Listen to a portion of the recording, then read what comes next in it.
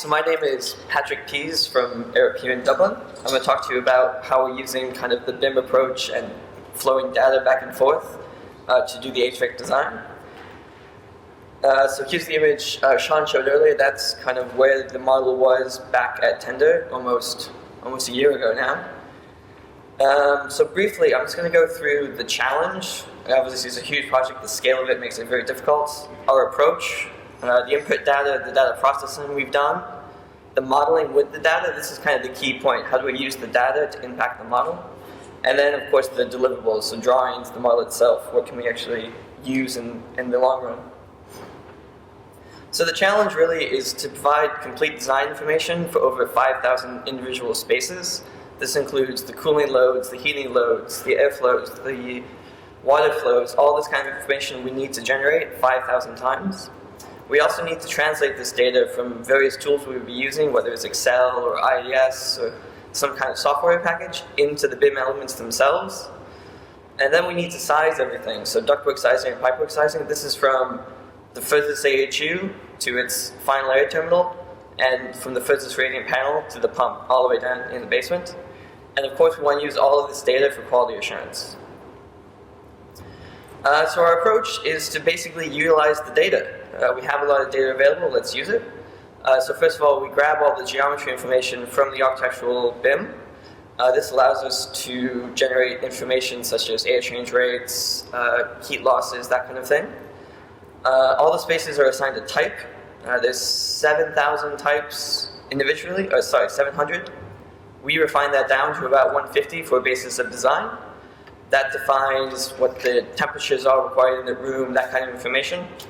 That is then processed within Excel and then passed back into Revit, and more importantly, back into the elements within Revit so that the information can flow through the systems. A brief look at the workflow. We basically, again, we start with the spaces, we move on to Excel with geometry, we assign a few key parameters, and that defines the rest of the solution. And out of Excel, what we receive is the airflow rates required, the water flow rates required, the heating and cooling loads required. All this information is then passed back into Revit, back into the spaces, and from the spaces we can pass it back directly into elements such as air terminals or fan coil units. So quickly through the few inputs we have. So the first input is design type. So here we take, say, the 500 rooms on a given floor and we assign a type to them, whether it's a bedroom, is it an ensuite, is it a corridor. We assign that bedroom, and that's going to define stuff like the air train rate requirements, the temperatures required, the number of people in there, that kind of thing. That's all defined by our basis of design. The next thing we assign is the ventilation type. So obviously natural ventilation is a huge target. So we can use Revit visually to see which rooms have windows, which rooms are located on the right side of the building, this kind of thing, to assign if it can be naturally ventilated or not. Along with assigning in Revit, we can see it live within Revit with color, and this allows us to check what we're doing very, very quickly and to understand what interactions are happening. So if there's a net vent room next to a non-net vent room, maybe they can both actually be net vent. Can we combine those, that kind of thing. It also allows us to assign our air systems very, very quickly and easily. So this is kind of a single floor. There's 4 AHUs serving it, and then there's some specific rooms with isolation suites that have specific AHUs. And using kind of these color-coded plans that are kind of functioning within Revit, we can easily assign them and then visually see them instantly, what we've assigned and if that makes sense. Once we have kind of those few points assigned within Revit, we then take all that information back into Excel, where we're going to do quite a bit of data processing. So the first step is we run a quick script to bring out the information. It sounds like an easy enough task, but we're bringing 5,000 spaces worth of info, and that comes into 70,000 lines of data within Excel. And this is going to be the basis of essentially our database.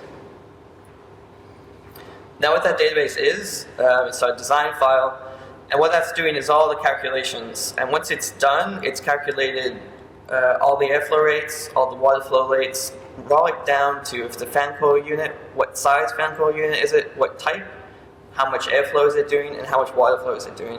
So in the end, we have over 1 million cells of data just for the HVAC design alone.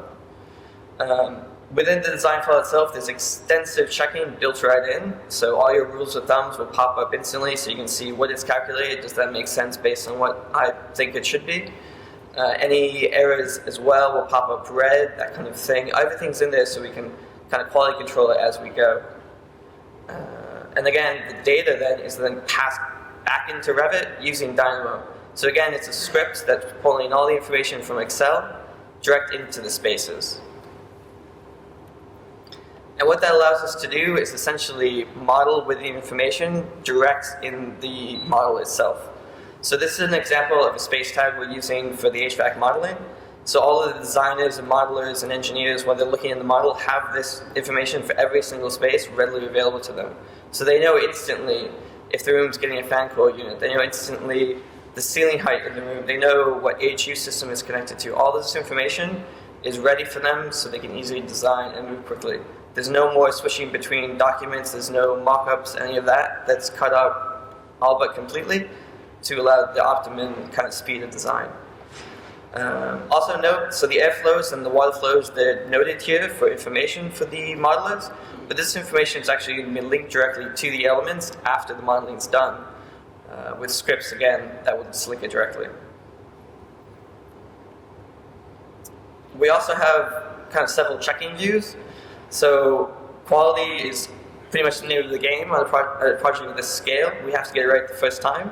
So we have various checking views. The first one being the zero flows view. So this one is the first one we look at. Once we've designed the flow, we use this to check, do we actually have flow in all the system? This instantly tells us if we have a break in the system, perhaps a room somehow didn't get data in there, perhaps the air terminals didn't get connected somehow. This instantly tells us and we can address the problem. After that, we do our ductwork sizing, which again is done visually. Once you have the flow in all the ductwork, you then know the velocity in every bit of ductwork, so you can size it based on the color tools within Revit. We are also using kind of smart air terminals, and what these let us do is the air terminals have a min and max kind of airflow rate that they can achieve, and we have a quick schedule that basically says, well, this is what you assign to it. Does that meet the criteria? Yes, no. And this will be per floor, and you'll have a schedule to say every air terminal on that floor didn't meet the criteria you set, and if it didn't, it'll flash up red, and we can easily, again, address the problem.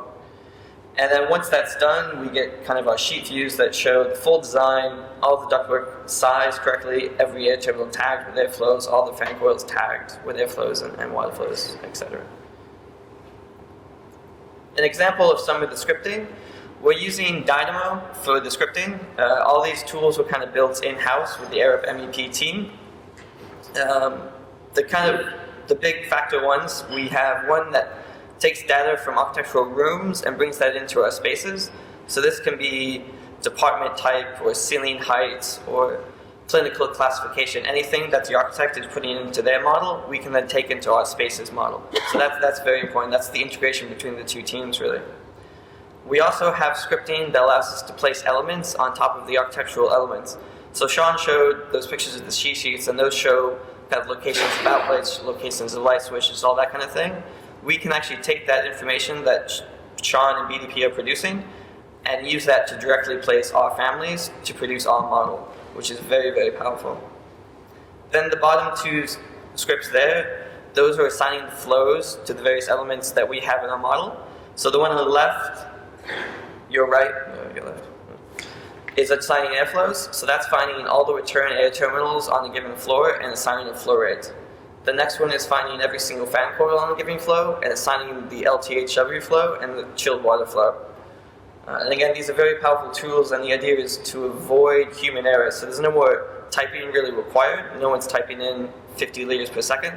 That's passing in natively from the design file to the space to the air terminal. So there's almost no, we trying to eliminate the chance for error, really. And this all comes down to kind of the quality assurance we're aiming for. So again, as I mentioned, we have calculation checking, we have data transfer checking, that's kind of the zero flow kind of views. We have system design checking, so if we have the information passed through into the systems, we know the water flow rate in every single bit of pipe. We can assure ourselves that everything's sized correctly. We also are holding kind of weekly design reviews, and that's where we fly around our Navisworks model and check our coordination. We see how things are going. It's formal design reviews, of course, peer reviews, and then gap analysis. And that's really where we look at, so here's what we've done, have we actually captured everything? So that's another key factor. So I guess a quick update to show kind of the progress and how it works. The first image there you see kind of an initial design, so that's all the information for a given area of the building.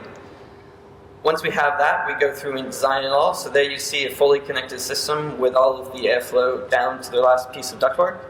So that's live. If I change anything with any of those air terminals via the script, for example, all that updates immediately, and I can have an instant look at, do I need to upsize some ductwork? Can I in fact downsize some ductwork? Along with that, all this information passes directly to Navisworks. So while you're navigating Navisworks, you can actually check the airflow within ductwork. You can check the water flow within pipework. You can even check what the air terminal is providing to a room. So you don't need to be native within Revit in order to see kind of the data itself. It's passed all the way through to Navisworks to the federated model. And then here's just a quick kind of rendering of what that area looks like. And this really was essentially a week worth of work for a rather big team, but using this method we're able to get this level of detail quickly and efficiently, and of course with very good quality. So that's kind of it for me.